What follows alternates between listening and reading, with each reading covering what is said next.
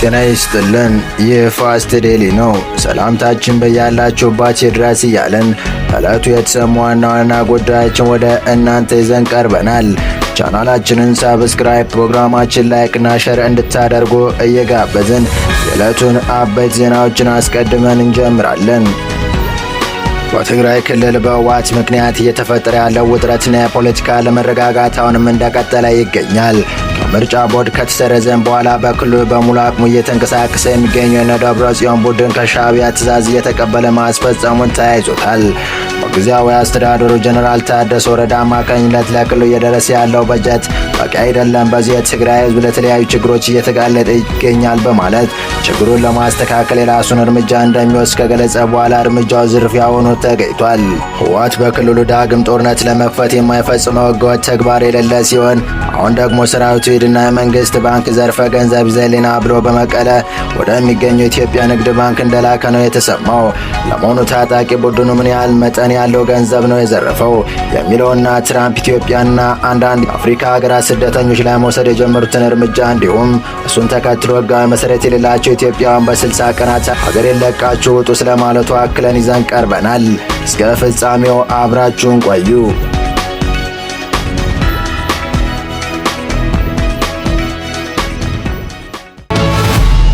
ከሻዕቢያ ጋር ጽምዶ የሚል ጥምረት በመፍጠር የማይጠቀመው መንገድ እየተከለከለ ያለው ህወሓት አሁንም የሻዕቢያን አጀንዳ ለማስፈጸም ደፋ ቀና እያለ ይገኛል። ሻዕቢያ ኢትዮጵያ ላይ ጦርነት ለመክፈት የጦርነት በሮችን እያማተረ ሲሆን ህወሓትም ይህን አጀንዳ ለማስፈጸም እየጠረ ነው።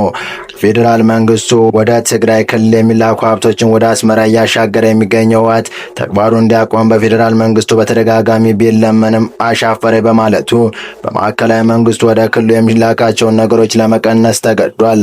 ታዲያ ለሰራዊቱ፣ ለመንግስት ሰራተኞችና ሌሎች መንግስታዊ ተግባራት የሚውለው በጀት ትንሽ ነው። ስለዚህ የፌዴራል መንግስት ይህን ነገር የማያስተካክል ከሆነ የራሴን እርምጃ ወስዳለሁ ባለማግስት ያሰበው እርምጃ ዝርፊያ ሆኖ መገኘቱ ብዙዎችን አስቆጥቷል። በመቀጠልም ከባድ ውጥረት እንዲነግስ ተደርጓል። የኢትዮጵያ ንግድ ባንክ መቀሌ ዋና ቅርንጫፍ በህወሓት ታጣቂዎች መዘረፍ ተሰምቷል። በትናንትናው ዕለት የመቀሌ ምንጮች ዋቢ በማድረግ በመቀሌ የኢትዮጵያ ንግድ ባንክ ላይ ዝርፊያ መፈጸሙ ተዘግቦ ነበር። በከተማ ውስጥ የህወሓት ታጣቂዎች ናቸው የተባሉ የታጠቁ ኃይሎች በተለያዩ አካባቢዎች የሚገኙ የኢትዮጵያ ንግድ ባንክ ቅርንጫፎች ፋይል በመዘርዘር ጥሬ ገንዘብ ለመውሰድ ያደረጉት ሙከራ እንዳሰቡት ሳይሆን መቅረቱን ለማወቅ ተችሏል። ትናንት አመሻሻ 12 ሰዓት ገደማ ጀምሮ የህወሓት ታጣቂዎች የባንክ ቅርንጫፎች ውስጥ በመግባት ዝርፊያውን ያካሄዱ የነበረ ቢሆንም ከወሰነ የጥሬ ገንዘብ ውጭ ሊዘርፉ ያሰቡትን ያክል ገንዘብ ክምችት ማግኘት አለመቻለውን የከተማዋ ነዋሪዎች ለኦን ፍሪኩዌንሲ ገልጸዋል። መንግስት ታጣቂዎቹ የዝርፊያ ድርጊት ሊያካሂዱ ይችላል በሚል ቀድሞ በመጠራጠር በቅርንጫፎች ውስጥ የነበሩ ከፍተኛ የጥሬ ገንዘብ ክምችቶችን አስቀድሞ ወደ አስተማማኝ ቦታ በማሸሸቱ ምክንያት ታጣቂዎች ከፍተኛ ገንዘብ ሳይወስዱ መቅረታቸው ተገልጿል። ይህም ታጣቂዎች ከፍተኛ መጠን ያለው ገንዘብ የመውሰድ እቅዳቸው እንዳያሳኩ አድርጓቸዋል ነው የተባለው። ነዋሪዎች እንደሚሉት የታጣቂዎች ዋና ትኩረት የመንግስት ባንክ ቅርንጫፎች ላይ ብቻ የነበረ ሲሆን ከዚህ የዝርፊያ ድርጊት ውጭ በከተማዋ ሌላ ከፍተኛ ጸጥታ ችግሮች አልተፈጠረም። መንግስት በክልል የሚገኙ የገንዘብ ክምችቶችን አስቀድሞ እንዳሸሸ መግለጹን ተከትሎ የትግራይ ክልል ነዋሪዎች ባንኮች በሚሰጡት አገልግሎት ላይ ከፍተኛ ችግር እንዳጋጠማቸውና በክልሉ ከፍተኛ የጥሬ ገንዘብ እጥረት ተከስቶ መሰንበቱበት በዘገባቸው ይታወሳል። ይህም ዕለት ተዕለት የንግድና ኢኮኖሚ እንቅስቃሴ ላይ ከፍተኛ ተጽዕኖ አሳድሯል። ይህንን ተከትሎ በመቀሌ ኑሮ ውድነት እየጨመረና የሸቀጦች ዋጋ እየናረ እንደሚገኝ መዘገባችን ይታወሳል። የዋጋ ንረቱም ተከትሎ የክልሉ ህዝብ በተደጋጋሚ ቅሬታውን እያሰማ ሲሆን ቢያረጋጋው በሚል ነጋዴዎች ላይ እርምጃ መወሰዱ ተሰምቷል። በትግራይ ክልል የተቀመጠው መመሪያ ውጭ ዋጋ ጭማሪ በማድረግና ተያያዥ ጥፋቶችን ሲፈጽሙ በተገኙ 74800 በላይ ነጋዴዎች ላይ እርምጃ መወሰዱን የክልል ንግድ ቢሮ ለአሐዱ ሬዲዮ አስታውቋል። የትግራይ ክልል ንግድና ኤክስፖርት ኤጀንሲ ለአሐዱ ባላከው መረጃ በተለያዩ የ2018 በጀት የመጀመሪያ ሩብ ዓመት ውስጥ ብቻ ከመኖሪያ ውጭ ዋጋ ጭማሪ በሚያደርጉ ነጋዴዎች፣ ምርት በሚደብቁና መሰል ጥፋት ሲፈጽሙ በተገኙ ነጋዴዎች ላይ እርምጃ መወሰዱ ተገልጿል።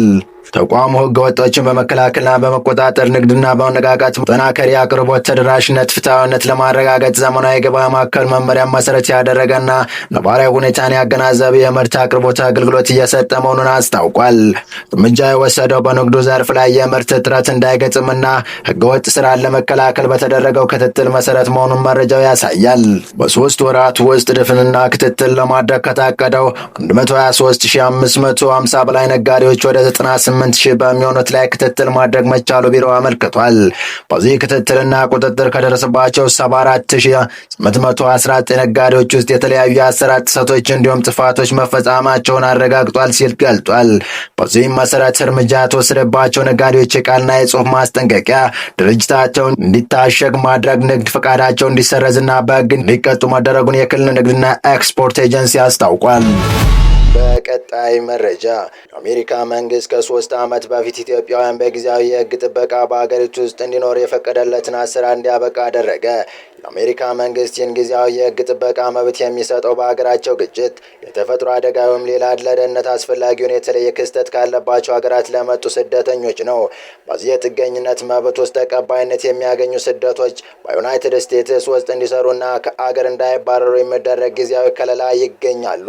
ይህ በትግራይ የተካሄደውን ጦርነት ተከትሎ በፕሬዝዳንት ጆ ባይደን አስተዳደር ለኢትዮጵያውያን ጥገኝነት ጠያቂዎች ሲሰጥ የነበረው ጊዜያዊ የህግ ጥበቃ አሁንም በስደተኞች ላይ ጠንከር ያለ አቋም በሚያራምዱበት ፕሬዝዳንት ትራምፕ አስተዳደር እንዲያበቃ ተደርጓል። ውሳኔው ይፋ የተደረገው የአሜሪካ የሀገር ውስጥ ደህንነት መስሪያ ቤት ኃላፊ ክሪስቲን ኖም የመንግስት መስሪያ በሚወጡበት የፌዴራል መንግስት መድረክ ላይ ባወጡት ማስታወቂያ ነው። የአገሪቱ ሁኔታ በመመርመር እና ከሚመለከታቸው የአሜሪካ መንግስት አካላት ጋር በመመካከር ኃላፊዋ ኢትዮጵያ ለጊዜያዊ የህግ ጥበቃ የሚያስፈልጉ ሁኔታዎችን የማታሟላ ናት የሚል ውሳኔ አሳልፈዋል በማለት ውሳኔውን አሳውቋል። የአሜሪካ መንግስት ይህን ህጋዊ ጥበቃ በመጀመሪያ ለ18 ወራት ተግባራዊ እንዲሆን ለኢትዮጵያውያን መስጠት የጀመረውን ጥቅምት 11 2015 ዓ.ም የወቅቱ የሀገር ውስጥ ደህንነት መስሪያ ቤት ኃላፊ አሌያንድሮ ሚዮርካስ ባወጡት መግለጫ ነበር። በወቅቱ በኢትዮጵያ ውስጥ የነበረውን የትጥቅ ግጭት የተለየና ጊዜያዊ ሁኔታን ከግምት በማስገባት በአሜሪካ ውስጥ ህጋዊ መኖሪያ ፈቃድ የሌላቸው ኢትዮጵያውያን ጊዜያዊ ህጋዊ ከለላ እንዲገኙ ተፈቅዶ ላለፉት 3 ዓመታት ተግባራዊ ሲሆን ቆይቷል። ይህ ጊዜያዊ ህጋዊ ጥበቃ ለኢትዮጵያውያን በተፈቀደለት ጊዜ ወደ 27,000 ይሆናሉ ተብለው የሚገመቱ ኢትዮጵያውያን ተጠቃሚ ይሆናሉ ተብሎ ይጠበቅ እንደነበረ በወቅቱ የሀገር ውስጥ ደህንነት መስሪያ ቤት ቃል አቀባይ ተናግረው ነበር። የዚህ ጥበቃ ተጠቃሚ የሚሆኑ ኢትዮጵያውያን ውሳኔ ይፋ ከመሆኑ በፊት በአሜሪካ ውስጥ ረዘም ላለ ጊዜ የቆዩ መሆናቸውን ማረጋገጥ ይጠበቅባቸዋል የነበረ ሲሆን ከተጠቀሰው ጊዜ በኋላ ወደ አሜሪካ መግባት ለእድሉ ተጠቃሚ እንደሚያደርግ ተገልጾ ነበር። ለስደተኞች ህጋዊ ከለላ በሚሰጠው በዚህ አሰራር ከኢትዮጵያውያን በተጨማሪ ሌሎች በርካታ ሀገራት ተጠቃሚ ሆነው ቆይተዋል። በከፍተኛ ሁኔታ ተጠቃሚ የሆኑ 60,000 ቬንዙዌላውያን እና 51,000 ሄይቲያውያን መሆናቸው ይነገራል። ነገር ግን ፕሬዚዳንት ትራምፕ ወደ ስልጣን መምጣታቸውን ተከትሎ የሀገር ውስጥ ደህንነት ባለስልጣናት በቅርቡ የበርካታ ሀገራት ዜጎችን ከዚህ እድል ተጠቃሚነት ውጭ እንዲሆኑ አድርገዋል።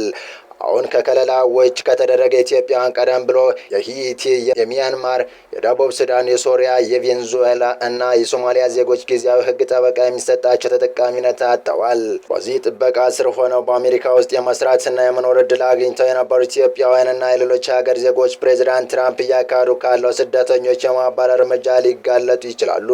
የትራምፕ አስተዳደር ዋነኛ ግቡ ያደረገው በሀገሪቱ ያሉ ህገወጥ ስደተኞች በመቶ ሺዎች ከአሜሪካ በማስወጣት ከመሆኑ በተጨማሪ ህጋዊ መኖሪያና የስራ ፈቃድ ያላቸው ሰዎችን ሰነዶች መለስ ብሎ እንዲመረምር አስታውቋል።